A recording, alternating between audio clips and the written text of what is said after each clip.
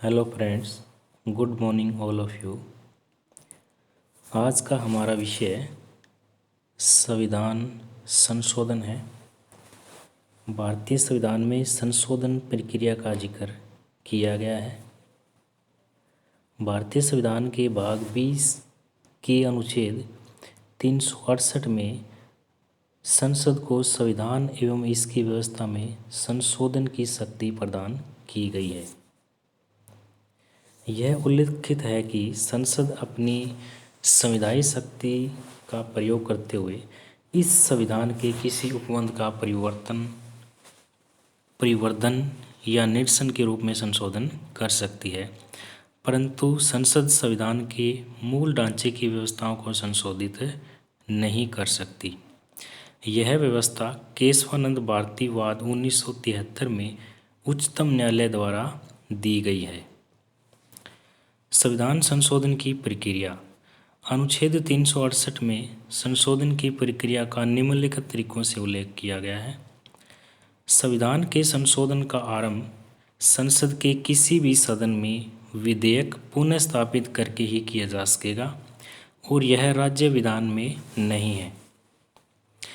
विधेयक को किसी मंत्री अथवा गैर सरकारी सदस्य द्वारा स्थापित किया जा सकता है और इसके लिए राष्ट्रपति की पूर्व स्वीकृति आवश्यक नहीं है। विधेयक को दोनों सदनों में सदन की कुल सदस्य संख्या के बहुमत तथा उपस्थित एवं मतदान करने वाले सदस्यों के 2/3 बहुमत द्वारा पारित कराना आवश्यक है। प्रत्येक सदन में विधेयक को अलग अलग पारित कराना अनिवार्य है। असहमति होने पर संयुक्त बैठक का प्रावधान नहीं है। यदि विधेयक संविधान की संघीय व्यवस्था के संशोधन के मुद्दे पर हो तो इसे आद्य राज्यों के विधानमंडलों से भी सामान्य बहुमत से पारित होना चाहिए, यह भी अनिवार्य है। संसद के दोनों सदनों से पास होने एवं राज्य विधानमंडलों की अनुमति के बाद जहां आवश्यक हो फिर राष्ट्रपति के पास अनुमति के लिए भेजा जाता है। राष्ट्रपति विधेयक पर अनुमति देने के लिए बाध्य होते हैं। वे न तो विधेयक को अपने पास रख सकते और न ही संसद के पास पुनर्विचार के लिए भेज सकते हैं। राष्ट्रपति की अनुमति के बाद विधेयक एक संविधान संशोधन अधिनियम बन जाता है और संविधान में अधिनियम की तरह इसका समावेश कर दिया जाता है। संसद के साधारण बहुमत द्वारा संशोधन। भारतीय संविधान में 3 प्रकार से हम संशोधन कर सकते हैं। पहली प्रक्रिया है संसद के साधारण बहुमत द्वारा संशोधन।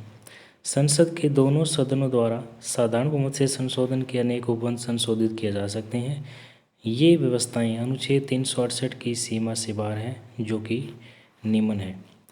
अनुच्छेद 2 अनुच्छेद 3 में जिनमें नए राज्यों को शामिल करना, राज्यों के नाम, सीमा क्षेत्र में परिवर्तन, नए राज्य का निर्माण करने की शक्ति संसद को दी गई है। इन विषयों में संशोधन संसद के साधारण बहुमत के द्वारा किया जा सकता है। अनुच्छेद 73(2) जो संसद की किसी अन्य व्यवस्था के होने तक राज्य में कुछ सुनिश्चित शक्तियाँ निहित करता है, इसमें भी संशोधन संसद के साधारण बहुमत के द्वारा किया जा सकता है। अनुच्छेद 103 जिसमें संसद की नई व्यवस्था के होने तक संसदीय गणपूर्ति का प्रावधान है, संसद के साधारण बहुमत के द्वारा संशोधन किया जा सकता है।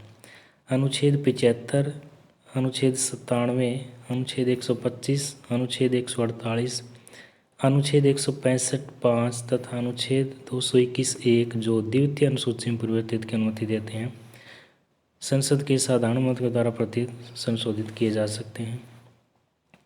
अनुच्छेद 105(3) संसद द्वारा परिभाषित किए जाने पर संसदीय विशेषाधिकार की व्यवस्था करता है, संसद के साधारण बहुमत के द्वारा संशोधित किए जा सकते हैं।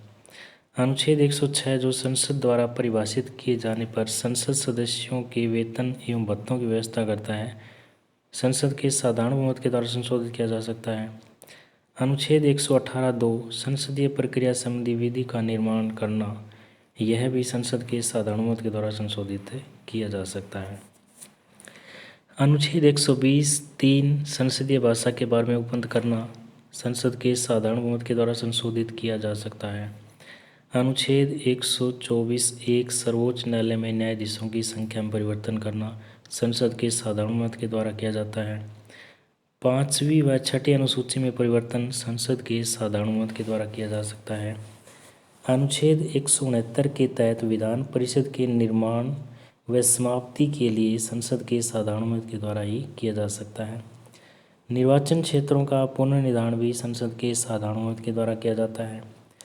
नागरिकता की प्राप्ति एवं समाप्ति संसद के साधारण मत के द्वारा संशोधन किया जा सकता है।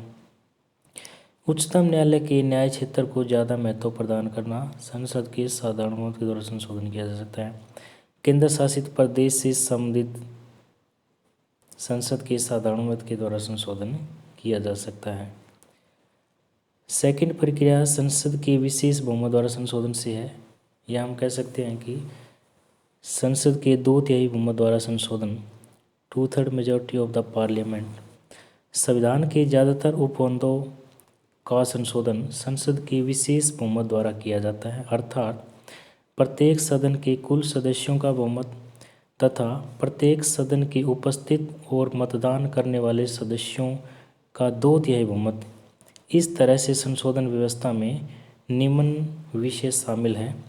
मूल अधिकारों में संशोधन अगर हमें करना है तो संसद के 2/3 बहुमत द्वारा संशोधन किया जा सकता है। राज्य नीति के निर्देशक सिद्धांतों में संशोधन संसद के 2/3 बहुमत द्वारा संशोधन किया जा सकता है। इसके अलावा वे सभी उपबंध जो प्रथम एवं तृतीय श्रेणियों से संबंधित नहीं है संसद के 2/3 बहुमत के द्वारा संशोधित किए जा सकते हैं। तीसरी प्रक्रिया संसद के विशेष बहुमत एवं राज्यों की स्वीकृति द्वारा संशोधन से है। संसद के 2/3 बहुमत और राज्यों की स्वीकृति द्वारा संशोधन, ये तीसरी प्रक्रिया है। संसद के विशेष बहुमत द्वारा नीति के संघीय ढांचे से संबंधित संविधान के उपबंधों को संशोधित किया जा सकता है और इसके लिए यह भी आवश्यक है कि कम से कम आधे से अधिक राज्य विधानमंडलों में साधारण बहुमत के माध्यम से उनको अनुमति मिली हो। विधेयक को स्वीकृति देने के लिए राज्यों के लिए कोई समय सीमा निर्धारित नहीं है। राज्य अपनी राय कितने समय में देंगे इसका कोई टाइम पीरियड निर्धारित नहीं किया गया है। निम्न उपबंधों को इसके तहत संशोधित किया जा सकता है। अनुच्छेद 54 राष्ट्रपति का निर्वाचक मंडल संसद के 2/3 बहुमत और आधे राज्यों के विधानमंडल के द्वारा ही संशोधित किया जा सकता है। अनुच्छेद 55 राष्ट्रपति की निर्वाचन प्रणाली इसी विधि के द्वारा संशोधित की जाती है। अनुच्छेद 73 संघ की कार्यपालिका शक्ति का विस्तार अगर करना है तो इसी प्रणाली के द्वारा संशोधित किया जा सकता है। अनुच्छेद 162 राज्य की कार्यपालिका शक्ति का विस्तार संसद के 2/3 बहुमत और आधे राज्यों के विधानमंडल की सहमति से ही संशोधित किया जा सकता है। अनुच्छेद 241 संघ राज्य क्षेत्रों के लिए संशोधन इसी विधि के द्वारा किया जाता है। संघ की न्यायपालिका में संशोधन की तीसरी प्रक्रिया के द्वारा ही किया जाता है। भाग 6 का अध्याय 5 राज्यों के उच्च न्यायालय में संशोधन तीसरी प्रक्रिया के द्वारा संशोधित किया जाता है। भाग 11 के अध्याय 1 संघ राज्य के विधायी संबंधों में संशोधन तीसरी प्रक्रिया के द्वारा किया जाता है। संसद में राज्यों का प्रतिनिधित्व, इसमें संशोधन भी संविधान संशोधन प्रक्रिया तीसरी प्रक्रिया के द्वारा किया जाता है। 7वीं अनुसूची में संशोधन भी संसद के 2/3 बहुमत और आधे राज्यों के विधानमंडल के द्वारा किया जाता है। इसके अलावा स्वयं अनुच्छेद 368 में भी संशोधन भारतीय संविधान की तीसरी प्रक्रिया संशोधन की तीसरी प्रक्रिया के द्वारा संशोधन किया जाता है। अनुच्छेद 368 में भी संसद के 2/3 बहुमत और आधे राज्यों के विधानमंडल के द्वारा।